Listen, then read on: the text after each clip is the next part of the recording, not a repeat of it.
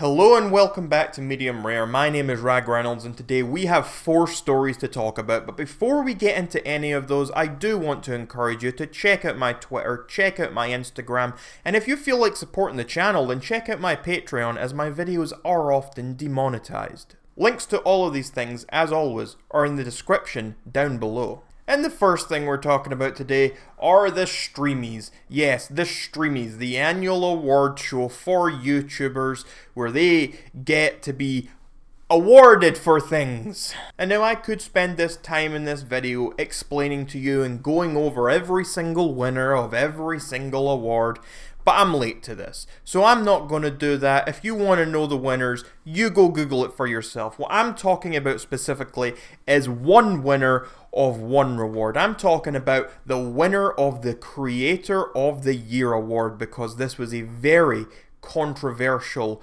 award winner. If you are not aware, the nominees this year at the Streamys for Creator of the Year included Simply Nailogical, Sophia Nygaard, Ninja, Mr. Beast, Lauren Gray, Lily Singh, Emma Chamberlain, David Dobrik, Collins Key, and also the person who received this award that a lot of people did not agree with, Tana Mongeau. Yeah, that's right. You had a list of creators here that included Mr. Beast, yet somehow Tana beat him. And as you can probably imagine, the responses to this have not been too great. People are not happy with the fact that Tana won this award. I mean, Tana herself couldn't even believe that she won this award. Take a look at what she had to say. Tana. Yo, this feels like one of those mean girl moments where I should break it off and give it to everybody who actually deserves it, because I don't deserve this at all. I don't feel like Creator of the Year. I've never felt like Creator of the Year. I feel like the misfit, the outcast, all of those things. And I stood right here a year ago and I literally held Shane Dawson's award, and the first thing I said to all of you people was I will never be Creator of the Year. We had people all over social media not very happy with what had happened here. We saw Keemstar saying, so Tana wins Creator of the Year for the Streamys. How? No offense, Tana, congrats. But what's the actual point of an award show if the data doesn't back up the award? This should be based on sub growth and views. Clearly, without a doubt, Mr. Beast is the Creator of the Year. And there were a lot of tweets that kind of echoed that same sentiment, and I mean, I definitely agree with that as well. I mean, you look at Tana Mongeau's recent videos. Here's just some of our most recent videos. Nothing here, in my opinion, is that groundbreaking. Our views aren't groundbreaking. I mean, you take someone like Mr. Beast in comparison, all of his videos have gone over 10 million views. He's gained a lot of subscribers this year as well. When you think about Tana, what's the biggest thing she's done this year? Fake marry Jake Paul? That's the only thing I can think of. Mr. Beast had a million other things he did. He did the whole team trees thing when they were planting all these trees. He's made video after video that has been original content, new great ideas, and all of them have performed very, very well. And that's just the example of Mr. Beast. I mean, there are plenty of other creators on that list that I would have personally said deserved that award more than Tana. And just to clarify, this isn't me hating on Tana or anything. I'm just saying I don't quite understand why she was the one that received that award. It didn't make much sense to me. But hey, let me know what you think about this in those comments down below. And now the next thing we're talking about today is something quite serious and something that I find to be quite gross. And this is about Harvey Weinstein. Now, I'm sure you're aware, or at least have heard the name Harvey Weinstein in the last couple of years. He was one of the very first people to be caught up as a result of the Me Too movement, and this was all because it came to light that Harvey Weinstein had been exchanging sexual favors for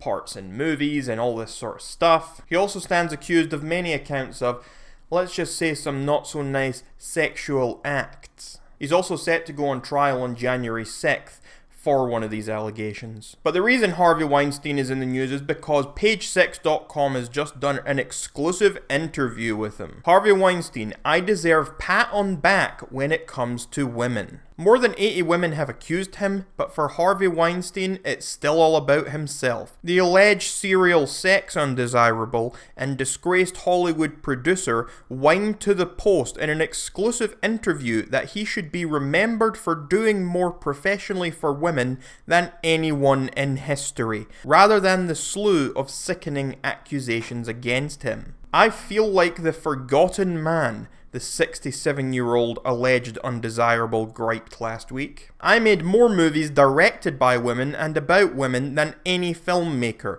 and I'm talking about 30 years ago. I'm not talking about now when it's vogue. I did it first. I pioneered it, he bragged. It all got eviscerated because of what happened, Weinstein said bitterly.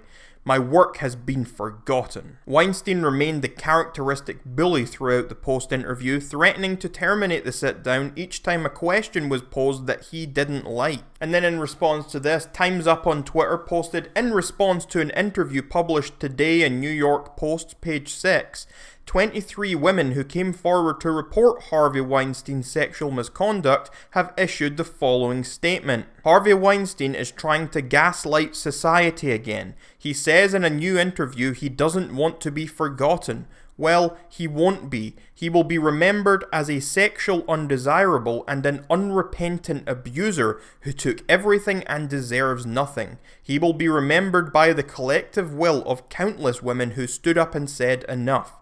We refuse to let this undesirable rewrite his legacy of abuse. And here is a list that includes many names of the so-called silence breakers. And now, as far as what I think about this, my opinion, my reaction here, I just think that regardless of the guilt or innocence of Harvey Weinstein, that is irrelevant right now in my head. Regardless of that, the comments he has made here are horrible. You have all these people who have come out who are against him. He is facing trial in court for very, very serious things, and he has the nerve to come out and make it all about him and how people are forgetting his legacy.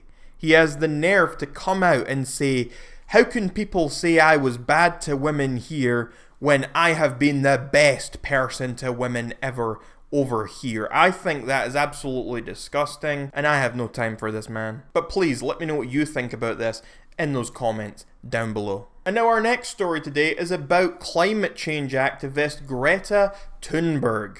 Now, you may remember Greta from a little bit ago when she spoke at a climate action conference in New York City. And in her speech, she decided to shame world leaders for their inaction in helping to prevent climate change. Since this speech, Greta has gone viral and she has become quite the controversial figure. There's a large group of people out there who are very happy that Greta is out there doing what she's doing. They're very happy to see young people being involved and trying to take charge of their future and the future of the planet. Meanwhile, you have a whole other group of people who either don't think that climate change is an actual issue we need to be bothered about, but also in that same group we have a lot of people who just don't think it's right to have a child out there being the one who is trying to lead this charge. They don't think it's right for a child to be so upfront when it comes to what they believe is a very political issue. But in response to that, the other side would say that this is not a political issue, this is a science issue. This is down to the science of climate change. Anyway, the reason we're talking about Greta today is because she's in the news